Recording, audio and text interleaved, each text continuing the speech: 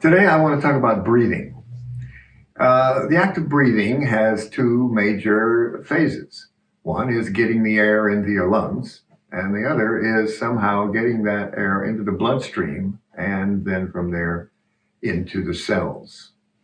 Now, the air will naturally get into the bloodstream, no trouble, if the blood that's passing through the lungs is stripped of its air, of its oxygen molecules, so that it has a place. I think each hemoglobin molecule will take 4 oxygen molecules.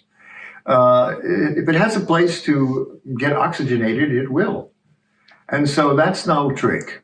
But the point is, why doesn't it have those oxygen molecules attached to it? It's because they have been utilized in some way by the cells. What causes that to happen is the province of qi.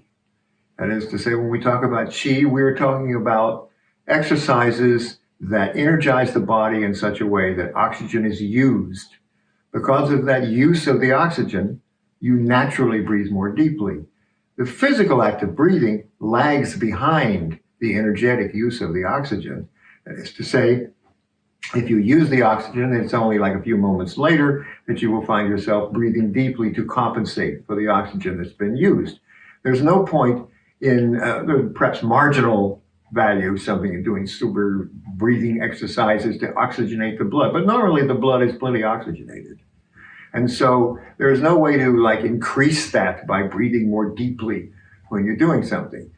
Usually when people breathe more deeply to exert some sort of force, they're also just holding their breath. And this whole thing creates a kind of tension in the body, which allows them to exert a kind of force, the ordinary force that we use on things. So this oxygenation of the bloodstream and the act of breathing are two different things. Today I want to talk about the tidal breath, what actually happens when you breathe. This tidal breath is a very unusual thing in the sense that it will continue if you're completely unconscious, and yet you can completely manipulate it at will. It's the only organ in the body that has that characteristic that if you're just completely unconscious, asleep or whatever, it will go on fine.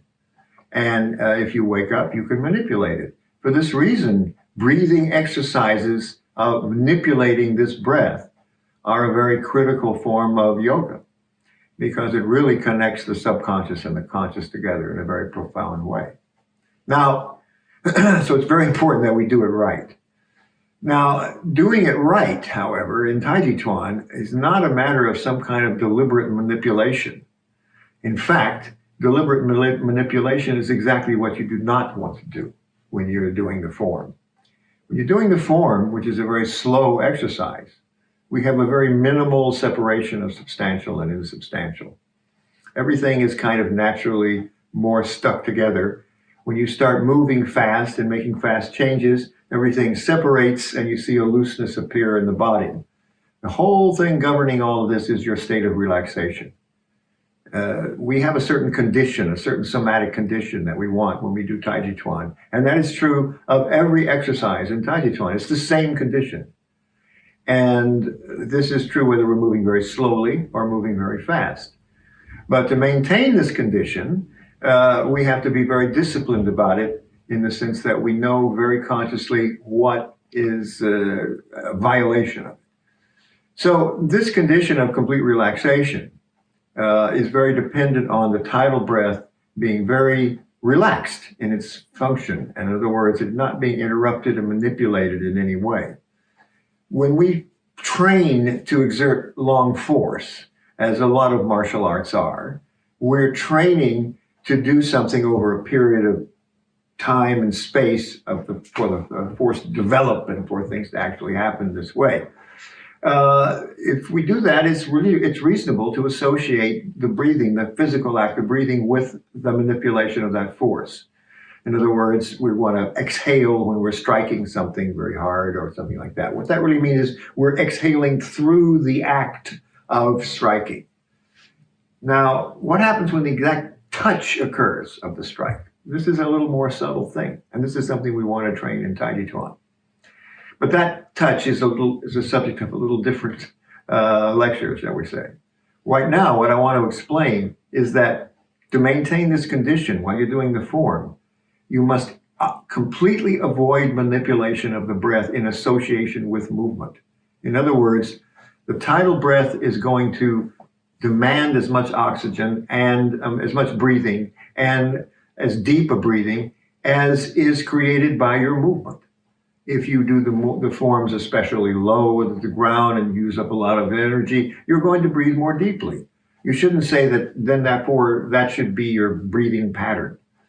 And of course, when you breathe more deeply, this also means that the pattern varies over time. So that you should not associate any movement with any active exhalation or inhalation. This is a point of controversy with people. But the confusion really comes from the fact that Buddhist Qigong really does associate breathing with movement. And when there's conscious manipulation of this breathing with movement. And so you can find, support for this kind of idea that you should breathe in some mechanical and forceful way when you're doing so-called breathing exercises. But the Taoist Qigong method is extremely different. The Taoist Qigong method is completely based on potentiating the body to attract this oxygen and to therefore cause a general, increase in oxygen if you need it. So when we do the form, as I say, the main thing that we must remember is not to stop. We never stop moving when we do the form, and so therefore we should never stop breathing. Yogis do super breath suspension exercises, but they never do those breath suspension exercises in association with movement, always in association with stillness. And in fact, what they say is, when the breath moves, the mind moves. So you must make your mind completely still, as well as any kind of physical consciousness of the body. In Taijiquan, we never have any complete stillness exercises. Everything involves movement. So when we do the form, the main thing we want to remember is never stop breathing. Keep everything functional and happening, but do not try to manipulate or control it, and do not allow accidental manipulation. That is to say, you may find in doing the form that if you sort of put your mind on the breath just to follow it and see what it's doing, you may realize, oh, in a certain move, maybe I always do this certain thing with my breath. And that's probably a mistake. There aren't any moves that, are like this in the form. The form is all pretty slow, and the form always allows the tidal breath to simply happen wherever it happens. Now, the reason this works in Taijiquan is because we're cultivating a completely different kind of force than this long force, which, as I say, can be associated with breathing in a very positive way. But we're trying to develop what's called Jing. Jing operates over a very small space. Yang Tong Fu characterized it as less than 1 inch or 1 inch. Jiang Menqing said an inch or two. That was his phrase. But it's very small. And for this reason, there is no, and over a very short time interval, described in the classics as being like a thunderbolt. So it's a very sudden experience. So we never release force except over a very, very short period of space and time. This means there's no opportunity for the mechanical breath function to become associated with it. Instead, the tidal breath is influenced in the sense that it has a sort of little wave on a wave that produces. Now, we do this all the time. We do this when we talk. I am definitely influencing the tidal breath when I speak in a very mechanical way. Sometimes I want to finish a sentence, whereas if I wasn't talking, I would naturally want to just make a breath there. So we're used to manipulating the tidal breath. And in Taijiquan, we don't want to do that. We want to leave the tidal breath alone so that it can respond completely to our movements, and so that influences on it can be completely created by our contact with the opponent and his influence on us. Now, in terms of that influence, we want to associate expansion with exhaling and contraction with inhaling. But this doesn't mean that when we do movements that we imagine to be expansive, that we have to go just because it's a big movement. No, this is discussing very slight incremental movements. In other words, when we practice Taijiquan, we practice touch. when we practice touch, we want to keep that touch the same.